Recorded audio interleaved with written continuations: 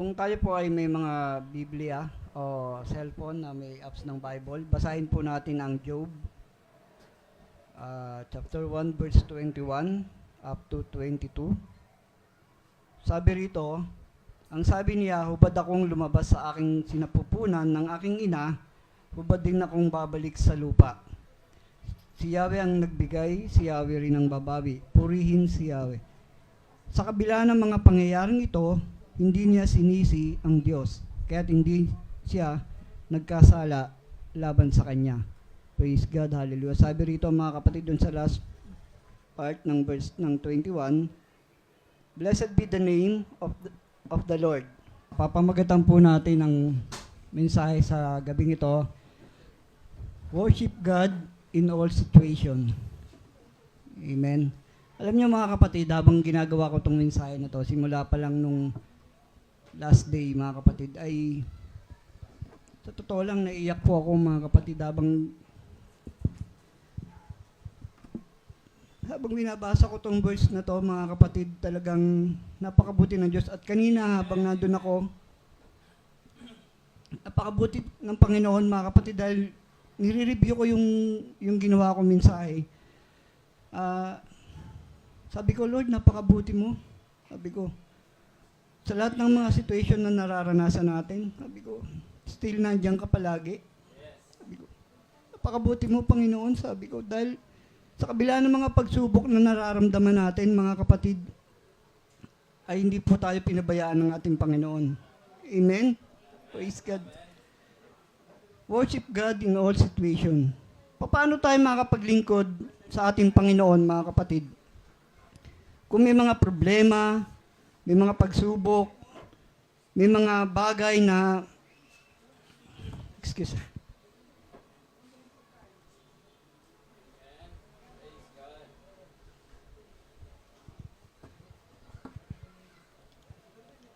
kung ating hihimay-himayin ang verse na to sa Job, mga kapatid, ipinakita ng Diyos kung paano kabuti ang ating Panginoon sa kanyang mga anak. Amen? At kung ating pong hihimay-himayin ang verse na to, mga kapatid, ay dun mo makikita na talagang ang Panginoon ay kumikilos sa buhay mo. Amen po? Paano mo mapaglilingkuran ang Panginoon kung sa isang bagay na pagsubok lamang ay sumusuko ka na? Kung sa isang bagay pa lang na maliit na bagay lang, kahit konting-konting pagsubok lang, sumusuko ka na. Amen? Paano ka mag-worship sa Lord? Alam niyo mga kapatid, every time na ma-assign po ako, ang kalaban talaga gumagawa eh. Last time na ako po ay mag-MC, gumawa na naman yung kalaban. Amen? At ang nasa isip ko, sige, hindi mo na ako mag-MC. Bahala ka dyan. Di ba? Hindi mo na ako tatayo. Bahala ka dyan. Pero, sabi ko, kung ako ay hindi tatayo, ibig sabihin, tinalo ka. Tama po ba? Amen po ba? Amen. At ngayon nga, last Sunday, at sabi nga ako nga yung preacher ngayon, ay ginagawa ko rin yung mensahe 1 week before. So, 3 days na lang nung binasa ko to. Marami kong option eh, yung verse na talagang gusto ko yan eh. Pero ito po yung binigay ng Lord. 1 day before na natapos ko yung message, alam niyo, gumawa na naman yung kalaban. So, sa konting bagay lang. Hindi maiwasan talaga, di ba? Siyempre sa ating mga tatay, sa mga nanay, so nagkakaroon ng mga hindi pagkakaunawaan. Amen po, mga tatay, mga nanay. So, isa lang naman ang nagiging problema patungkol sa ganyan. Amen? So, sabi ko, naisip ko, eto na naman. Pumasok sa isipan ko, parang may hindi ka na naman tatayo, malamang, di ba? O sabi ko, mukhang gumagawa na naman ng kalaban. Pero alam niyo mga kapatid, ang ginawa ko, umupo ako sa sopa, tapos nag-pray ako, umiyak ako sa Lord, sabi ko, hindi pwede. Sabi ko ganun. Kasi kung di ako tatayo, sino magiging talo? Amen? So kilala natin mga kapatid, si Job kung gaano siya kabuti. Amen po? Si Job is a man in integrity. Tama ba? Blameless, may takot sa Diyos, at umihiwalay sa kaaway. Apat yan, mga kapatid. Integrity, blameless, may takot sa Diyos, at umihiwalay sa masama, sa kaaway. Amen? So, alin tayo dito? Sa apat. Kung tutusin, napakabanal na talaga itong isa lang dito. Meron po ba tayo dito? Kahit isa lang. Di ba? So, yung apat na yun, mga kapatid, talagang pag sinabi mong ganun ka, napakabanal mong tao ka na. Amen? Dahil lahat na nasa iyo eh. So, kaya pinagpala ng ating Panginoon si Job. Atin pong himay-himayin, mga kapatid, ang verse na to. Sabi sa Job 1, may isang lalaking nakatira sa lupain ng Uz na nagngangalang Job. Siya ay isang mabuting tao, sumasamba sa Diyos, umiiwas sa masasamang gawain. Amen? Meron siyang 7 anak na lalaki at 3 anak na babae. Marami siyang tagapaglingkod. Siya ang pinakamayaman sa buong silangan. 7,000 ang kanyang tupa, 3,000 ang kanyang kamelyo. Imagine mo, ang dami. 1,000 ang baka at 500 asno. Yun lang 500 asno, 1,000 baka, napakarami na. Paano mo nang aalagaan? Yung nga lang may 10 aso ka, parang hirap mo na alagaan. Diba? Amen ba? Palakpakan natin ng Panginoon, mga kapatid. 2 aso pa lang, 3 aso, di ba? Si Koy nga lang, isa lang, napakakulit na. Di ba? Amen ba, Philip? So, paano mo, di ba? Ang dami, grabe, pinagpalang lubos, di ba? So, sabi rito sa verse 8, napansin mo ba? Kasi may mga kapatid, alam nyo, nung time na yun, yung mga anak ng Diyos, yung mga, sabi rito, napansin mo ba ang lingkod kong si Job? Kasi parang nagkaroon ng pagpupulong eh. Ang Panginoon at yung mga anghel sa langit. So parang word na parang meeting ba? Parang gano'n. Parang nagkaroon sila ng pagpupulong at hindi inaasahan, biglang lumitaw tong si Satanas. Amen? At sabi ng Panginoon, napansin mo ba ang lingkod kong si Job? Tanong ng Panginoon. Wala siyang katulad sa daigdig, mabuti siyang tao, sumasamba sa akin at umiiwas sa masamang gawain. Sumagot si Satanas, sasambahin pa kaya kayo ni Job kung wala na siyang makukuha mula sa inyo? Eto na, mga kapatid, yung time na yun. Alam niyo sa buhay Kristiyano, sa Lord, mga kapatid, nung time na yun, ay nagkaroon sila ng pagpupulong o pag-uusap at biglang lumitaw tong kalaban. Amen? Sa buhay Kristiyano natin, parang ganito, mga kapatid, di ba? Hindi natin alam kung sino yung, di ba? Biglang may lumilitaw din na kalaban o may mga lumilitaw na tukso, mga kapatid. At may mga bagay na hindi natin nalalaman. Amen? At may mga bagay na dapat ay, sa mga bagay na yun, ay kinakailangan maging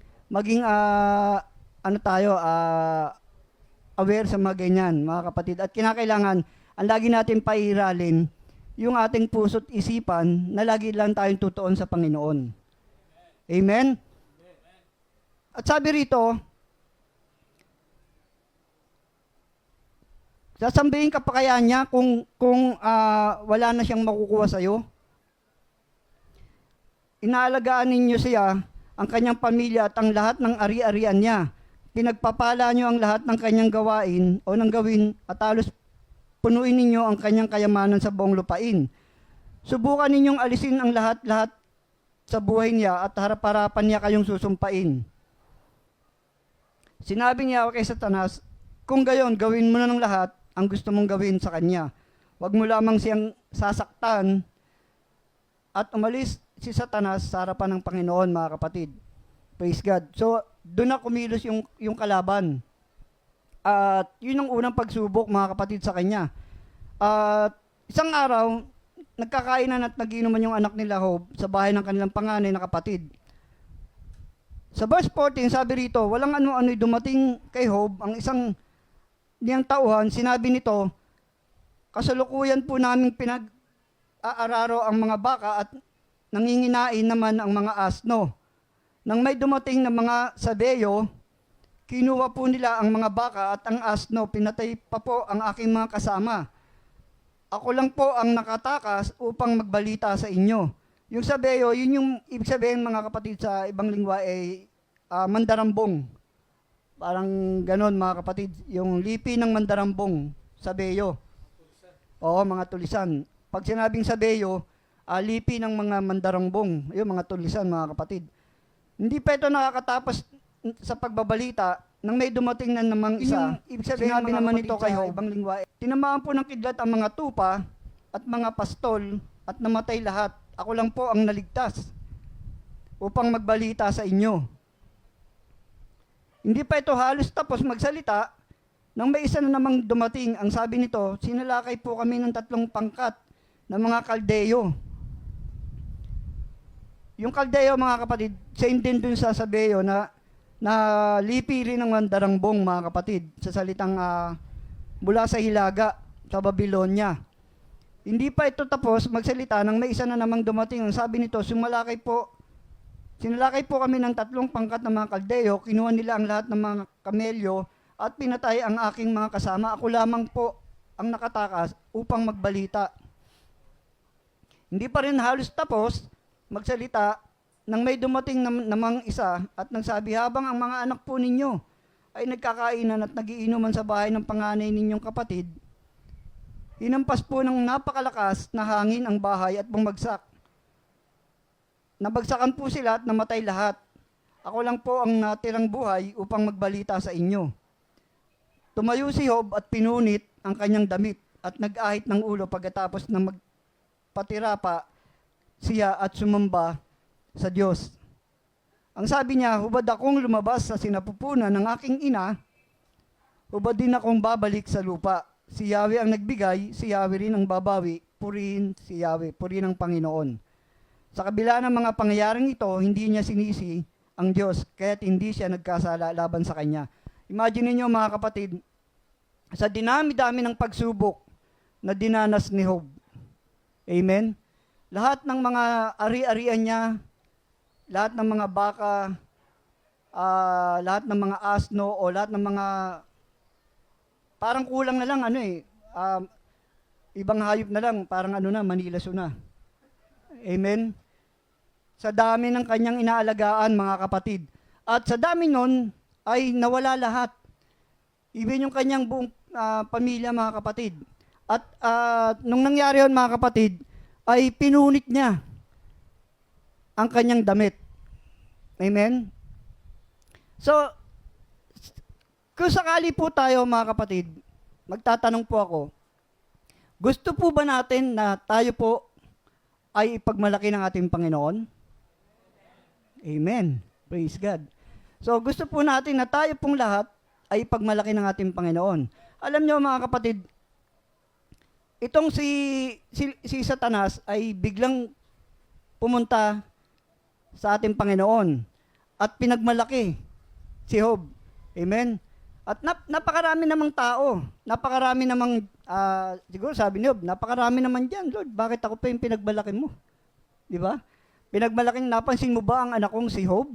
Napansin mo ba na gano'n siya? Kaya sabi niya, tapat sa akin yan at naglilingkod sa akin at may takot.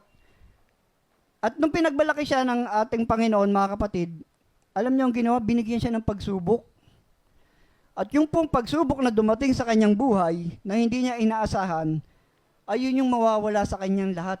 Ultimo kayamanan niya, mga kapatid. At tinubad niya ang kanyang damit at nag-aahit siya.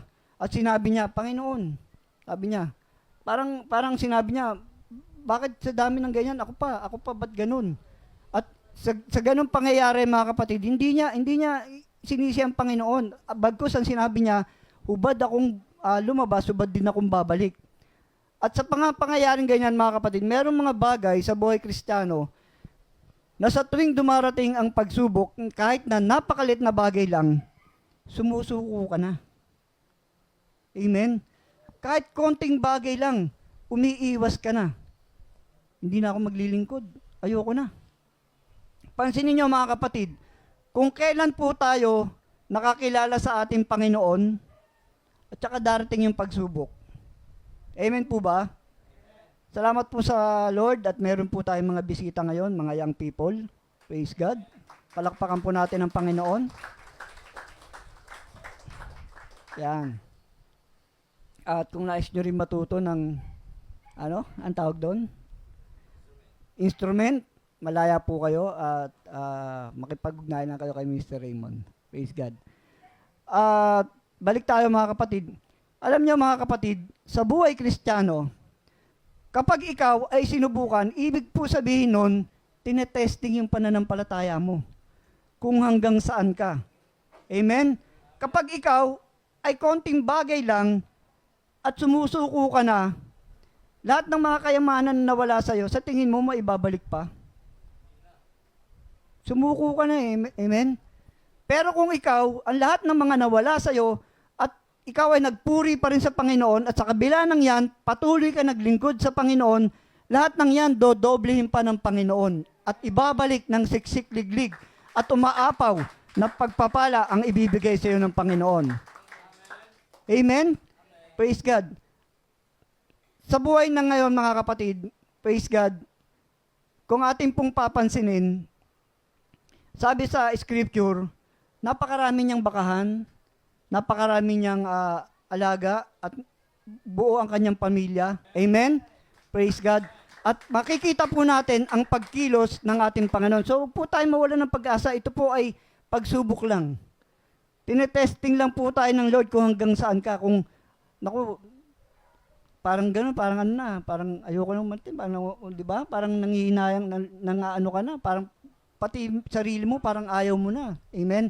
Pero isang araw, tatayo at maglilingkod tayo sa Panginoon, hindi naman po paramihan o hindi naman to ay paligsahan, kundi ito po ay para maglingkod tayo sa ating buhay na Panginoon at ang biyaya ng Panginoon ay matanggap po natin. Amen? Praise God. Palakpakan po natin ang ating Panginoon. Sabi rito mga kapatid, muling humarap kay Yahweh ang anak ng Diyos at naroon si Satanas at tinukso siya ulit mga kapatid.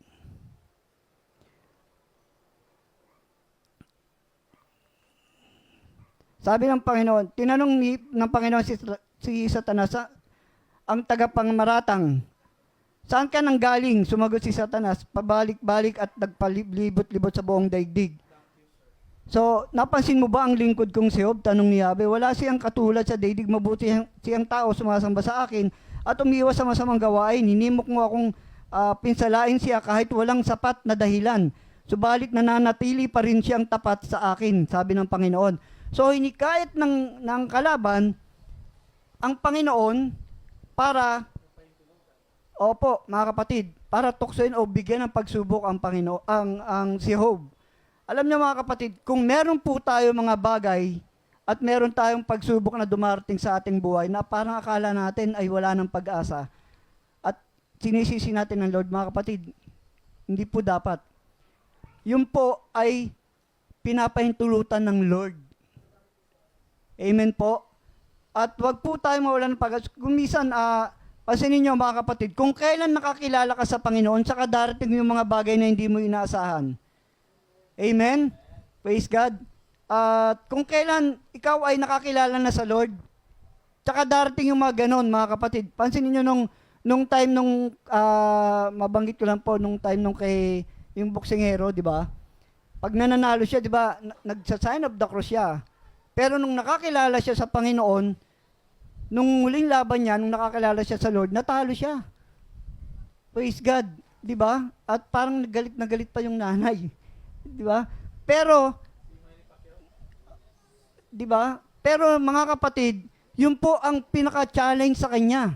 Yun yung battle sa kanya. Hindi pa rin siya sumuko. Pero nung time na yun, mga kapatid, ano ginawa niya? Patuloy pa rin siya naglingkod sa ating Panginoon. Amen? At mga huling laban niya, nanalo na. Amen? At doon po napatunayan na talagang kapag may pagsubok ang tao, hindi ka dapat tuminto. Kasi po ito ay inaalaw ng Lord, pinahintulutan ng Panginoon, mga kapatid, para testingin kung hanggang saan po ang pananampalataya mo. Para makita ng Lord kung hanggang saan ito. Amen? Para ikaw ay tumibay. Amen po? Para ang faith mo ay lumakas. Kasi kung konting bagay lang i-stop ka na, talo ka. Amen? Ano po yung teaching natin dito, mga kapatid?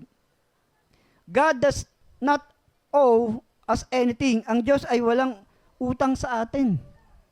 Tama po? Dapat nga magpasalamat pa tayo sa Panginoon. Amen? Ang Diyos ay walang utang sa atin, mga kapatid. Tinubos niya tayo ang ating mga kasalanan. Pinako siya sa krus. At tinubos ang lahat ng ating mga kasalanan, mga kapatid. Kung bakit narito po tayo ngayon. Amen po. Lahat po ng tao ay nilikha ng ating Panginoon. Pero isa ka sa mapalad, bakit andito ka ngayon? Amen? Kaya dapat mong pasalamatan ng Panginoon dahil daig mo pa ang may agimat. Amen? Dahil ikaw mismo, mga kapatid, iingatan ka ng Lord. Amen? Nasa iyo ang pag-iingat ng ating Panginoon. Kahit saan ka magpunta, kahit saan ka lumakad, ang pag-iingat sa iyo ng Lord ay ganun na lang. At hindi lang yun, dahil ikaw ay nananalangin, pati pamilya mo may bakod ng pag-iingat dahil may bakod ng panalangin. Amen? Palakpakan po natin ang Panginoon. Pangalawa, the Lord takes away. Ang Diyos ay pinahiram tayo ng buhay. The Lord gives, the Lord takes away. Amen? So, ang Diyos ang nagbigay, ang Diyos din ang babawi. Tama po? Hindi po natin pwedeng ipagmalaki na ako po ay ganun, ako po ay ganyan. Hindi po tayo pwedeng magmataas sa Panginoon. Dahil ang Diyos ang nagbigay, anytime pwedeng bawiin ng Lord sa iyo yan. Amen po? Ang Diyos ang nagbigay, ang Diyos ang babawi sa iyo. Ang Diyos din ang kukuha niyan. Kaya hindi mo sabihin, sikat ako, ganito ako, ganyan ako. Isang araw, kapag hindi ka marunong magpakumbaba sa Panginoon, ibabagsak ka ng Lord. Sabi ng Lord, sabi ng Panginoon, ang nagpapakumbaba, itinataas. At ang tinataas, ang nagmamataas, ibinabagsak. Amen? At pag bumagsak ka ng may lagapak, yun ang matindi ron. Amen? So, ang Diyos ang nagbigay, ang Diyos ang babawi. Kung ano yung nararanasan mo ngayon, kung ano yung biyaya na meron ka ngayon, huwag mong ipagyabang at huwag mong ipagmalakihan dahil galing yan sa Panginoon. Amen? Palakpakan natin ng Panginoon. At kapag yan, ang inidolo mo, yung kayamanan mo na yan, at yung nararanasan mo ngayon, ang Diyos ang babawi niyan sa'yo. Tama po? Praise God. Pangatlo, humility can be our greatest form of worship. Minsan hindi natin alam ng mga nangyayari sa buhay natin. Ano-ano yun, di ba? Yung mga bagay na hindi natin nalalaman. Pero laging andyan ang ating Panginoon at hindi tayo pinababayaan. Amen? Pangapat, Job is a picture of the coming Messiah. Si Job ang larawan ng darating na Messiah. Amen? Kung papansinin po natin sa scripture, mga kapatid, si Job ay nasaktan, si Job ay umiyak, si Job ay nasugatan, amen? At nawalan ng kung anong meron siya. The coming Messiah, ang Panginoon, mga kapatid, ang Panginoon ay nasaktan,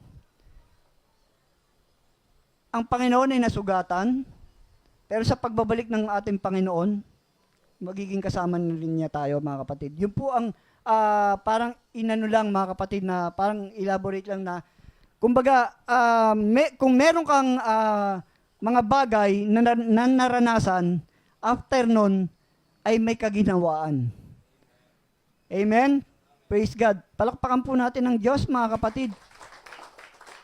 At kahit kailan, hindi po natin pwedeng pagmalakihan ang ating Panginoon. Dapat ka magpasalamat sa Diyos kasi yung pong paggising mo pa lang sa umaga, isang malaking biyaya na yun. Amen? Kaya madalas kong sinasabi, mga kapatid, to stand every morning, to thank and praise the Lord, likewise at even. Kasi mga kapatid, alam niyo ba yung mga mangyayari sa iyo sa buong magdamag, sa buong maghapon? Hindi po natin alam. Amen? At sa ngayon, pagulo na ng pagulo ang mundo. Yung naglalakad lang, hinold up, sinaksak. Di ba? Yung estudyante, pinagugulpe, namatay. Hindi na po natin alam kung saan tayo ngayon. Nung kamakailan, mga kapatid, yung lindol, 7.7, sa Taiwan ba yun? Thailand. Myanmar. O mayaman na yun. Di ba? Myanmar. Di ba? Thailand. 7.7. Imaginin mo, mga kapatid. Yung building na nakatayo, imposibleng walang tao dun sa Di ba? Yung ginagawang building na yun, imposibleng walang tao doon na nasa loob. Sabihin natin, ba, break time. Di ba? Naandun sila sa loob, pero biglang bumagsak. Tapos meron pa ako napanood sa Facebook, yung nasa building sila, nagsuswimming. Yung mga yanig na ganun, paglabas nun, di ba, yung sa labas na ng building, buti nakaalis kagad sila. Paano kung di nakaalis yun? Hindi, laglag sila dun. Ganun po ang mundo natin ngayon, mga kapatid. Hindi natin alam. Kaya, every time na alis po tayo, wag po natin kalimutan na tayo po ay manalangin. Amen po? Saan ka man pumunta, ano man yung ginagawa mo, lagi kang magdasal sa ating Panginoon. Amen. Ako, ilang beses na ako nakaka-encounter ng ganyan, bro. Tuwing bumibiyahe ako, panggabi, sa gabi kasi ako Marami ko na-encounter na ganyan. Kuya, wait ka lang kukuha lang ako ng pambayad 15 minutes, 30 minutes, di na bumabalik. Di ba? Tapos nung kailan, eto lang, nung isang gabi lang,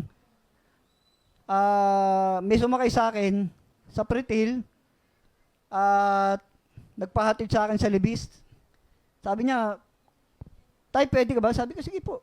At alam niyo, habang bumabaybay kami, nagpahatid siya doon sa Libis. Sabi niya, kumain ka na ba, Tay? Sabi ko, opo, kakatapos ko lang kakamami ko lang. Ganun ba? Dadaan sana tayo sa 7-Eleven at kain po tayo. Sabi niya sa akin. Sabi ko, hindi, okay lang po ako. Sabi niya, sige, daan nyo na lang sa 7-Eleven sa May Paho. Maraming tao. Sabi niya, dyan na lang sa May 4th Avenue, 7-Eleven dyan. So, dun siya. Doon siya nagpahatid, mga kapatid. Pero since, sabi ko nga, every time na tayo po ilalabas ng bahay, kailangan magpe-pray tayo. Amen?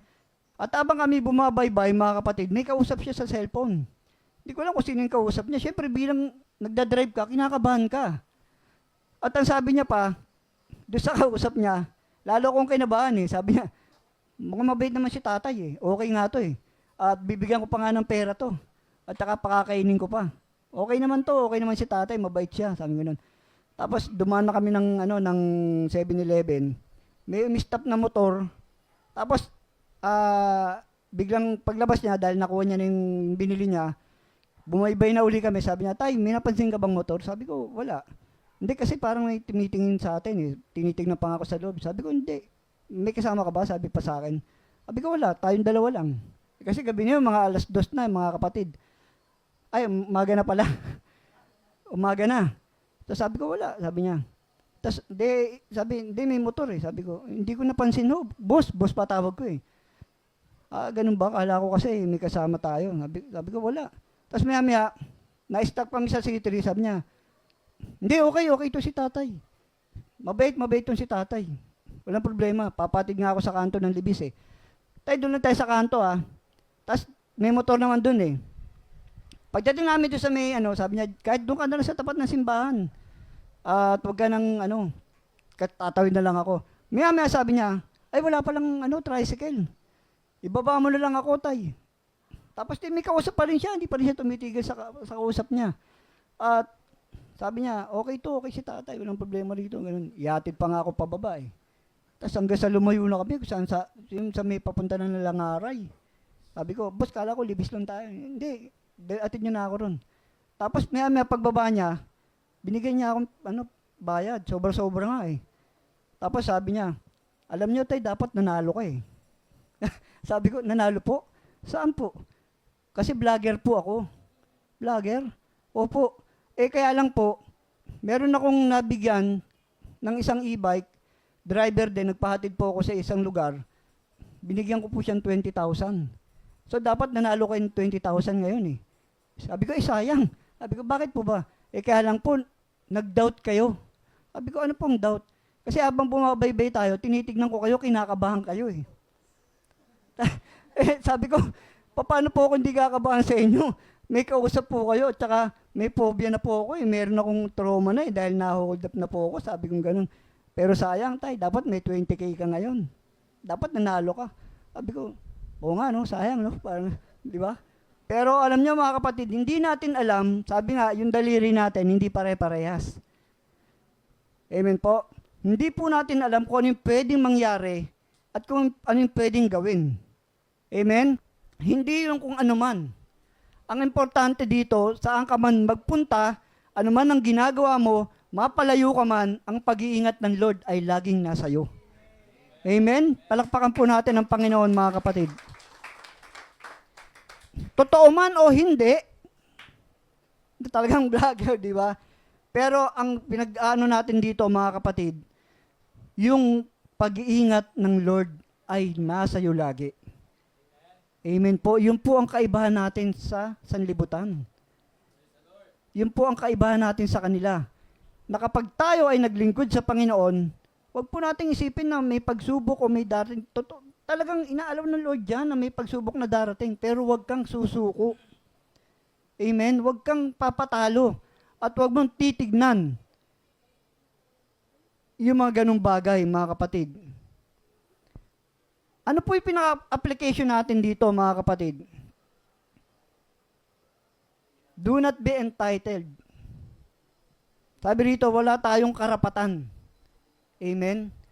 Wala po tayong karapatan magmalaki, wala po tayong karapatan magmatigas, wala po tayong karapatan sa lahat ng bagay, kundi ang lahat ng may karapatan at ang lahat ng tinatamasa natin ngayon ay galing sa Panginoon.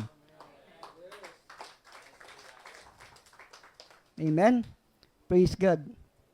Sabi nga ay, blessed be the name of our Lord. Kapag may pagsubok na dumarating, worship God in all situation. Kung meron mang mga pagsubok, purihin mo pa rin ang Panginoon. Kung may problema ka, purihin mo pa rin ang Panginoon. Kung may karamdaman ka, purihin mo ang Panginoon. Kung walang laman yung wallet mo, purihin mo ang Panginoon. Kung walang laman yung bulsa mo, purihin mo pa rin ang Panginoon. Amen? Kapag ikaw ay naalipusta o merong gustong manakit sa'yo, purihin mo ang Panginoon dahil ang Diyos ang kakampi mo sa lahat ng bagay. Amen? Purihin mo lagi ang Panginoon. Laging lalabas sa bukang bibig natin. Blessed be the Lord. Amen? Praise the Lord. Thank you, Lord. Amen? Lahat ng bukang bibig natin, sabi ko nga, madalas kapag nagpe-pray kami ng mga anak ko, ni Sister Grace, kasama ng mga apo ko, Lord, maging pagpapala po kami sa lahat ng mga tao na makakasalamuha namin. Makita na anak mo kami, ikaw nawa ang makita at hindi yung aming sarili. Amen? So, wag kang magmalaki kung anong meron ka. Wala ka tayong karapatan, mga kapatid. Do not be entitled. Hindi ikaw ang dapat parangalan, kundi ang Diyos na buhay ang dapat mong parangalan at paglingkuran. Amen? Praise God. Ano pa? Yung application natin. Worship God both in abundance and drought. Ano yun mga kapatid? Abundance. Kung merong kasaganaan, tama ba? Kung merong magandang nangyayari sa'yo, worship God. Amen? Yung drought, ano yun mga kapatid? Yun yung pag may mga bagay na hindi maganda na nangyayari sa'yo? Tama ba? Yung drought ba yun? Tama? Ah? Oh, yun. Di ba? Purihin mo pa rin ang Panginoon. Amen? Sa lahat ng bagay na mangyayari sa buhay mo, purihin mo pa rin ang ating Panginoon. Amen? Ano pa?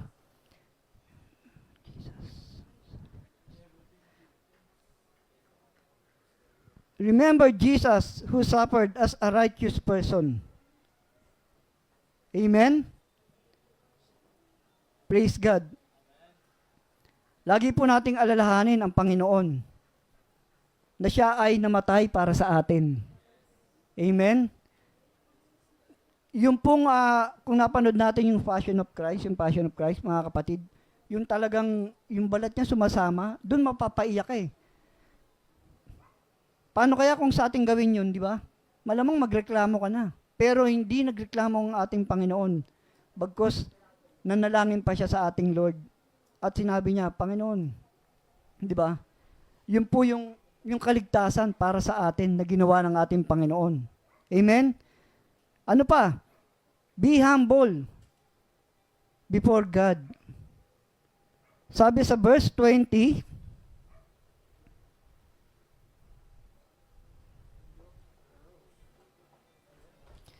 tumayo si Job, pinunit ang kanyang damit, at nag-ahit ng ulo pagkatapos magpatira pa, siya ay sumamba sa Diyos. Amen? Be humble before God. Imbis na ikaw ay magreklamo, magpakumbaba ka sa Panginoon. Lumuhod ka sa Panginoon. At pasalamatan mo kung ano yung nangyayari sa buhay mo ngayon. Dahil alam mo na kung ikaw man ay may karamdaman ngayon, sa mga nanonood po, challenge po sa inyo yan, na kung kayo po ay may karamdaman ngayon, kung kayo po ay may mga problema ngayon, at kung kayo po ay may pinagdadaanan ngayon, be humble before God. Magpakumbaba po tayo sa ating Panginoon at lagi po natin purihin ang ating Diyos na isang araw, gagaling ka sa karamdaman mo at tutuparin ng Lord ang pangarap mo at ibibigay ng Diyos ang iyong biyaya na gusto mong makamit mo. Amen? Praise God. Huwag po tayo magmalaki, bagus tayo po ay magpakumbaba sa ating Panginoon. Praise God, hallelujah. Ano pa mga kapatid? Acknowledge God, sovereign choice.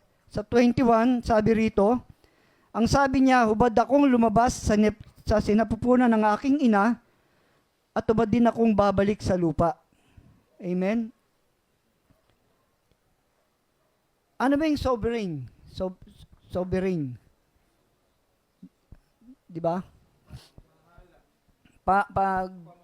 Kapamahalaan. Sabi rito mga kapatid, ay acknowledge God. Amen? Praise God. At imbis na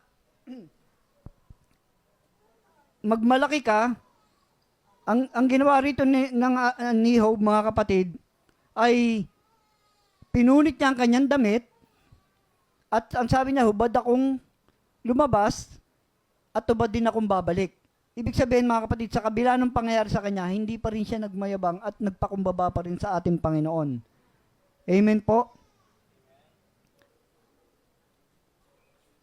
At ang pinakamagandang bagay mga kapatid na nangyayari sa buhay natin, sa lahat, every time na tayo po ay may mga pagsubok na dumarating, yung pong nawala sa kanya, na mga ari-arian ay ibinalik ng ating Panginoon.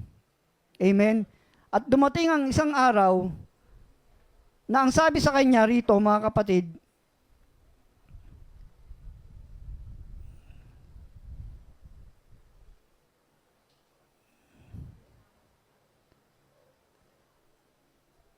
dumating yung panahon na siya po ay sinisi ng kanyang asawa.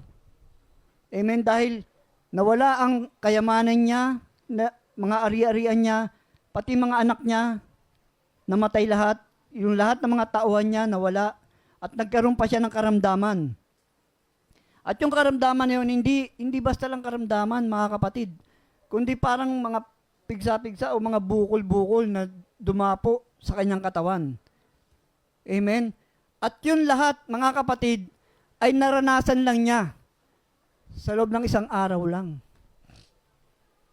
Imagine mo, sunod-sunod sa isang araw lang. Amen? Hindi pa tapos mag-report yung isa, meron na naman nag-report.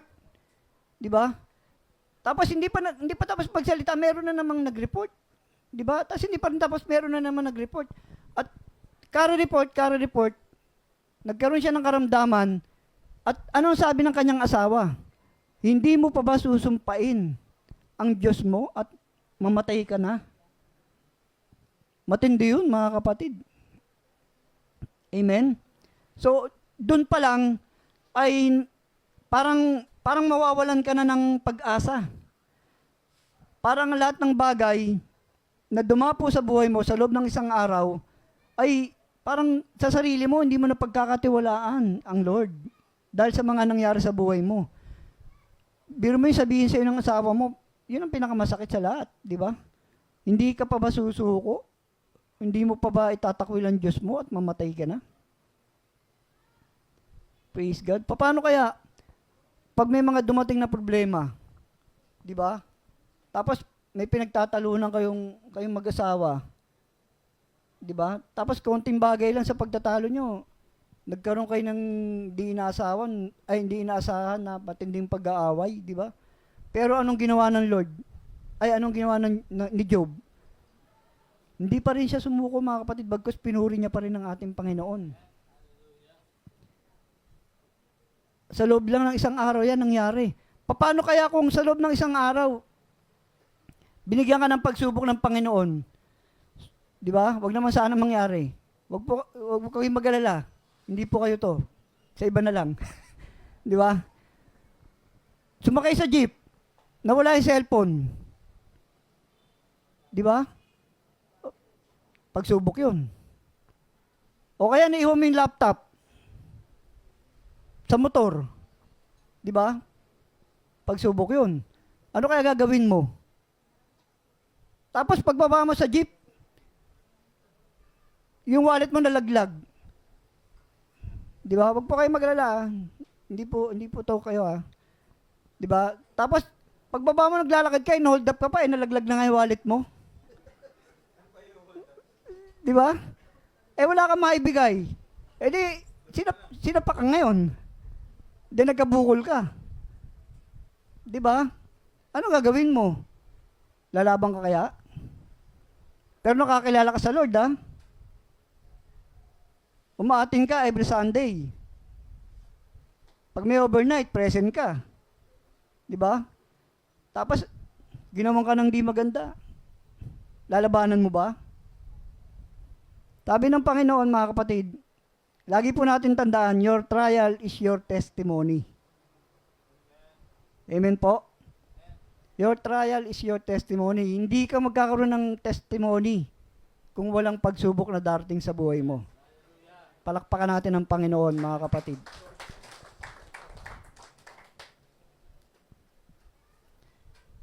Isang araw lang, nagkaroon ka kagad ng mga bagay na hindi inaasahan, di ba? Pero nagpakumbaba ka pa rin sa Panginoon.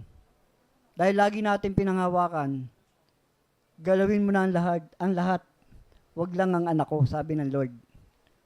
Praise God. So wala po tayong dapat ipangamba. Wala po tayong dapat alalahanin. Ang dapat po nating gawin ay lagi magpasalamat sa Panginoon. May magbuting bagay, may mga bagay na hindi maganda. Ang lagi po nating tatandaan ay lagi magpasalamat sa ating Panginoon. Amen po? Amen. Praise God. Hallelujah. Ano po yung pinaka-discussion natin dito, mga kapatid?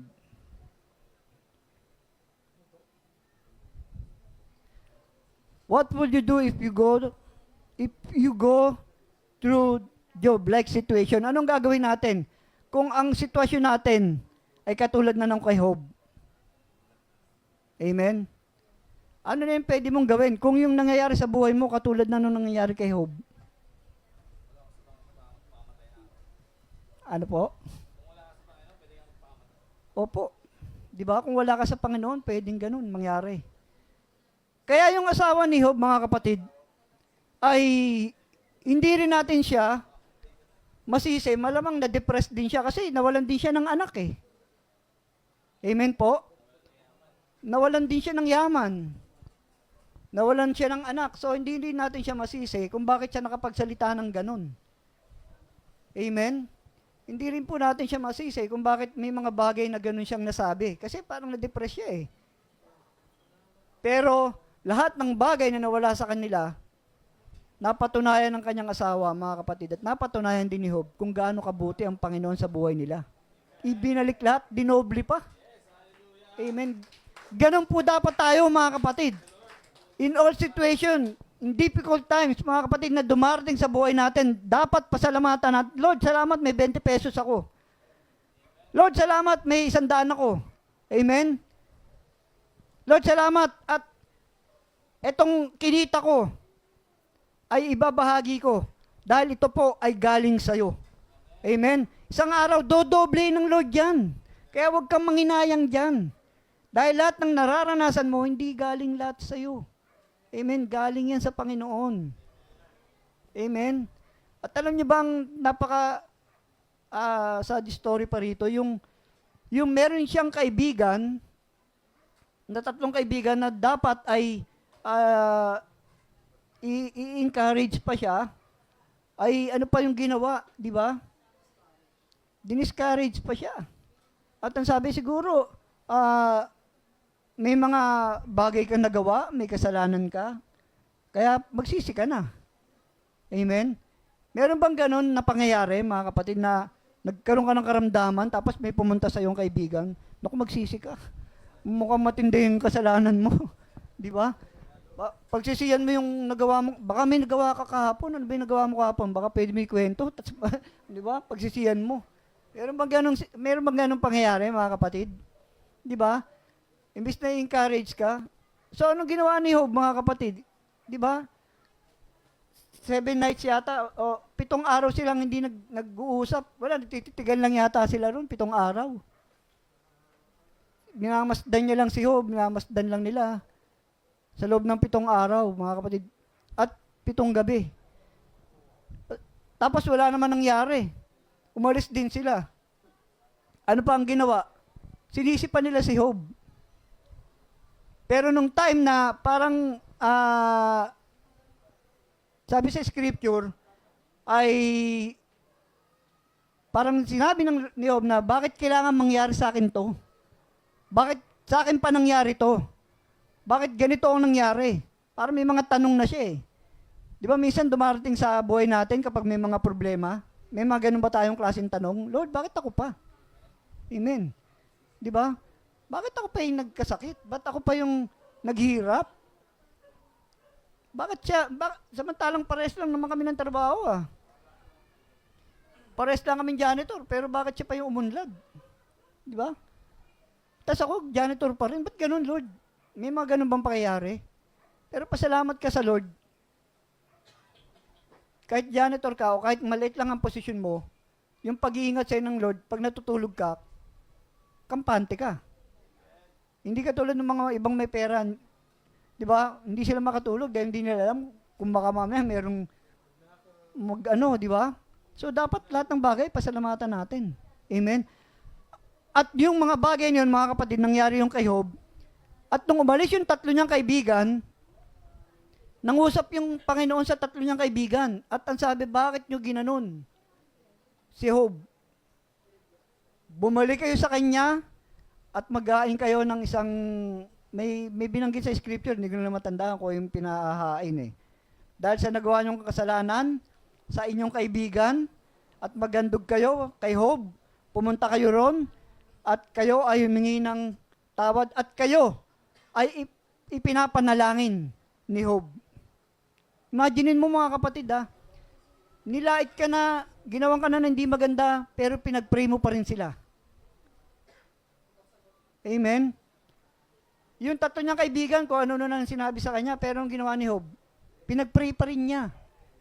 Kaya sabi ng Panginoon doon sa 3 niyang kaibigan, bumalik kayo kay Job, maghandog kayo kay Job, dahil si Job ay ipinapanalangin kayo. Hindi ko gagawin ang parusa laban sa inyo dahil sa kaibigan yung si Job. Amen? So may mga ganong bagay mga kapatid na kahit meron ka ng kaaway, kahit na meron ng gumugulo sa'yo, pinagpe-pray mo pa rin sila. Amen? At dahil doon, may mga bagay na hindi naman po tayo nananalangin sa ating kaaway na sana ganun, sana ganyan mangyari. Di ba? Bagkus mga kapatid, pinapanalangin natin sila na talagang ayusin din sila ng Panginoon, baguhin ng Lord. Amen? Ganun yung ginawa ni Job, mga kapatid. So ano pa?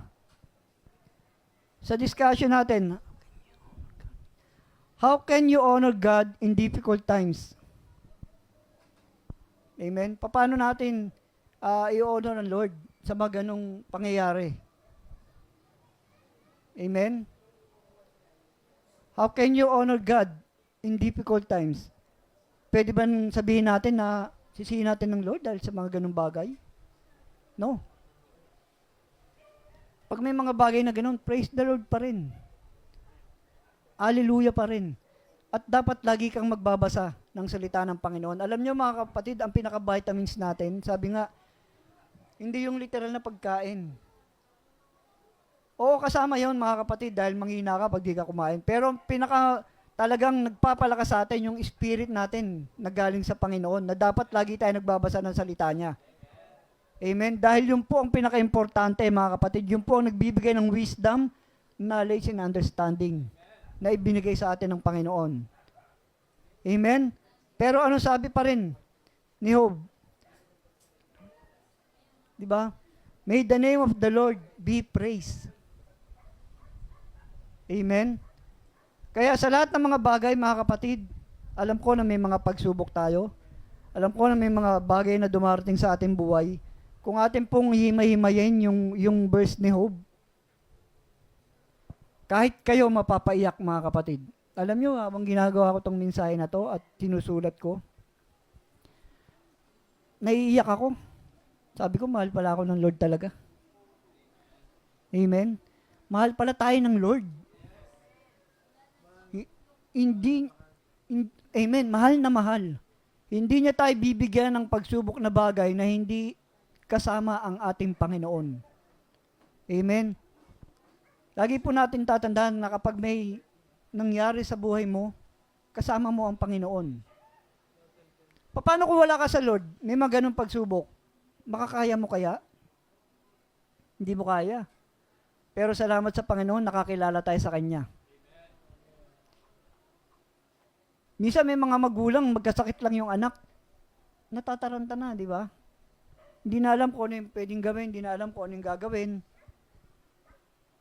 Pero, since nakakilala sa Panginoon, ano yung pinaka-first aid na ginagawa ng mga magulang, even sa mga lolo't lola? Pray. Amen?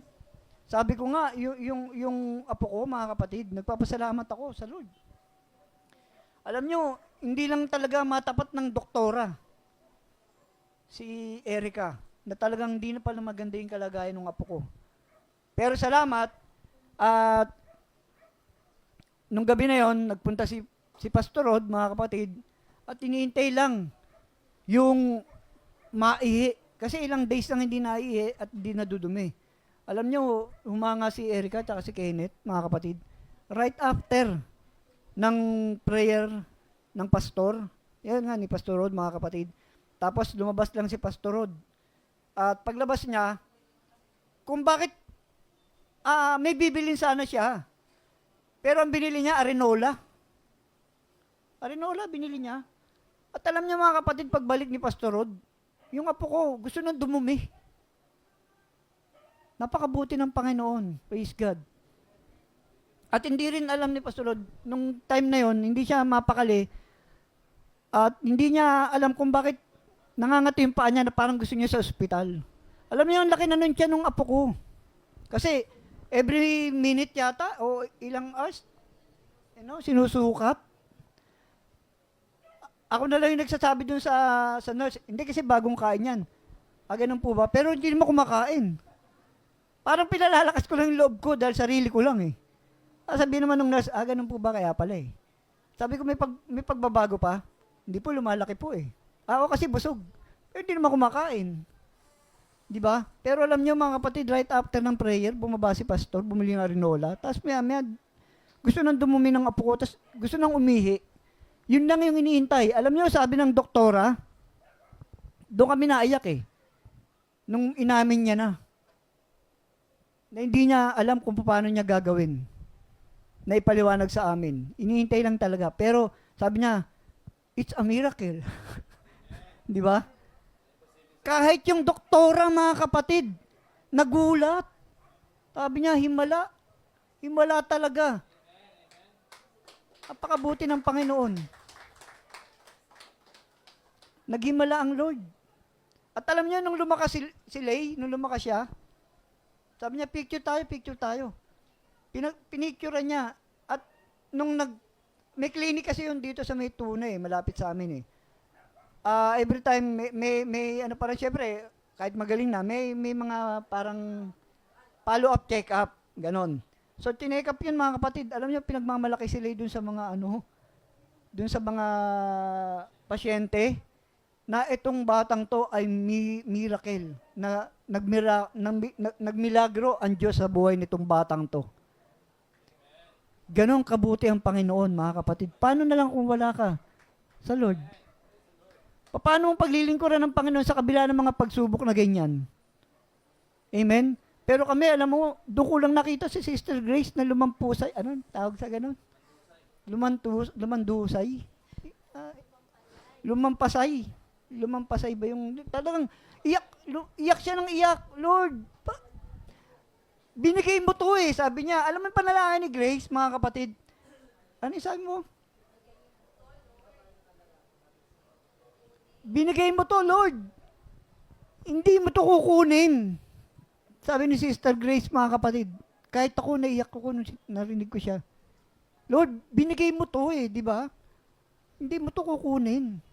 Sabi niya. Kaya mga kapatid, ang Diyos kumikilo sa buhay natin. Bakit? Lagi nating kasama ang Panginoon. Saan ka man nandun, anumang ginagawa mo, kasama mo ang Panginoon. Amen. Basta wag lang po tayong makakalimot na tumawag sa ating Panginoon every time na tayo matutulog at pagising natin sa umaga. Kasi hindi natin alam yung buong mangyayari pagising mo sa umaga. Hindi mo alam kung ano yung pwedeng maganap sa'yo. Amen? Pero, ang Diyos ang nakakaalam. Amen? Sabi nga ni Job, dun sa last na binanggit niya sa verse na yun, kahit kunin pa ng Panginoon ang buhay niya, patuloy pa rin niyang pasasalamatan ang ating Panginoon. Amen? Ganon kabuti ang Panginoon, mga kapatid. Ngayon, sa kahit anong problema na dumating sa'yo, sa buhay mo, patuloy pa rin ba nating papasalamatan ang ating Panginoon? Palakpakan natin ang Panginoon, mga kapatid. Kaya naitanong natin kanina, kayo ba ay gusto niyong ipagmalaki ng Lord? Amen? Kaya pag pinagmalaki kayo ng Lord sa kalaban, ibig sabihin, pag may mga pagsubok na darating sa buhay nyo, kaya nyong malampasan. Dahil pinagmalaki kayo ng Lord. At kapag nalagpasan nyo yan, ang Lord naman ang ipagmamalaki natin. At hindi ang ating sarili, kundi ang ating Panginoon. Dahil wala tayong karapatan, mga kapatid, na magmalaki sa ating sarili. Ang dapat natin itaas, ang dapat natin ipagmalaki, ang ating Panginoon.